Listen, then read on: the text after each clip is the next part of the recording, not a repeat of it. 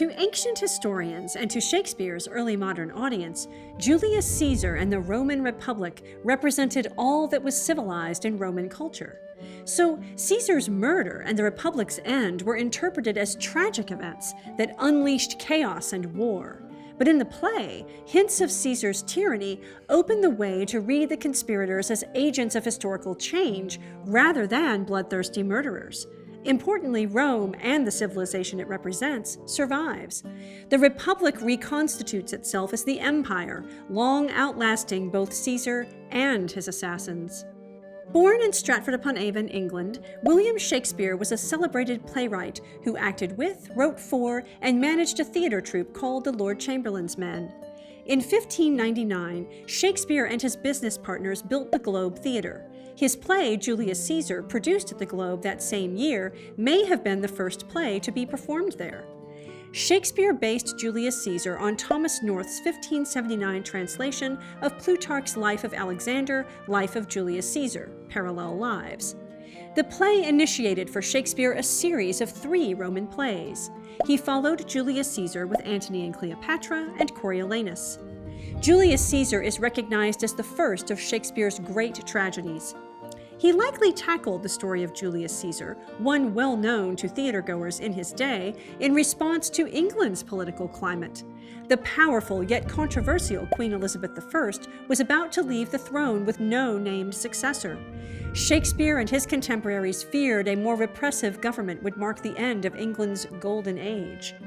Shakespeare's audience would have known that after Julius Caesar's death, Octavius Augustus took over and began Rome's transition from republic to dictatorial empire. The assassination made things worse. The play hints at this outcome and its consequences, though the political oppression coming to Rome is left for the audience to imagine. Censorship prevented Shakespeare from addressing England's situation directly. He could, however, present a distant tragedy with parallels to his own time and indirectly counsel the audience to learn from history. Shakespeare is renowned for helping develop the English language. He coined new words and phrases, standardized vocabulary and grammar, and created memorable characters. Julius Caesar is no exception. Furthermore, his display of the use of rhetorical devices shows the power of speech in public affairs. He illustrates the ability of orators to drive public opinion. For the most part, nearly all the events in the play are historically based. Shakespeare did, however, have to condense the time frame for entertainment purposes. In 44 BCE, the general Julius Caesar returns to Rome after defeating his rival Pompey. As Caesar prepares to greet the public, a soothsayer tells him to beware the Ides of March. The public calls for him to have the crown. Caesar refuses. Caesar's friends, Cassius and Brutus, talk. Cassius is worried Caesar will become a dictator. Cassius plots to kill Caesar and enlists several senators, including Brutus. Against the warnings of his wife, the soothsayer, and a friend, Caesar goes to the Capitol. Expecting the crown, he is instead murdered by the conspirators. Antony grieves, but convinces the conspirators he will take their side in public. At Caesar's funeral, Brutus speaks first, saying he loved Caesar but that he had to go. The crowd believes Brutus and agrees with him. Antony speaks next. He says that Caesar was a good ruler who died a cruel death. He unveils Caesar's body and reads Caesar's will, which bequeaths money to every citizen. Antony's speech and actions rile the crowd against the conspirators. Cassius and Brutus are forced out of the city and build armies to fight Antony's forces. Octavius, Julius Caesar's nephew and adopted son, arrives in Rome. He is named successor. Following the funeral, he meets with Antony and the general Lepidus. The 3 plan to overtake Brutus and Cassius's forces and rule Rome themselves.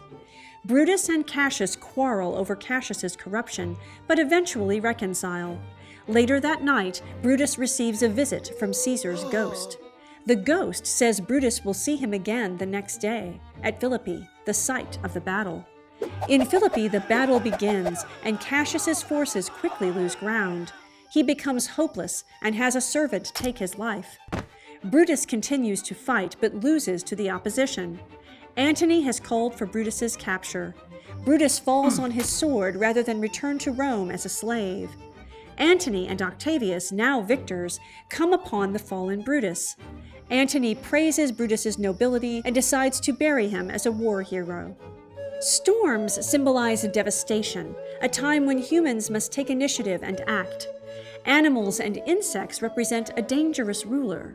Supernatural elements foreshadow death. For Brutus, they also symbolize guilt. Tyranny and power recur throughout the play, begging the question, what makes a tyrant? Communication and persuasion shows how communication manipulates. Free will versus fate. Caesar believes in fate, others believe in free will.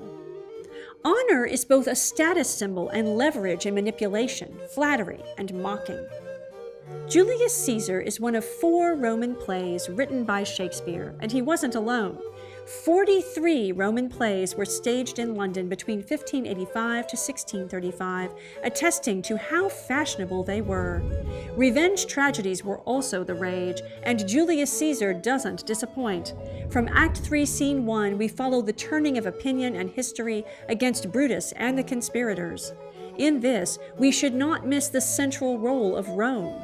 Despite the ambitious schemes of men, the idea of Rome reconstitutes itself from republic to empire.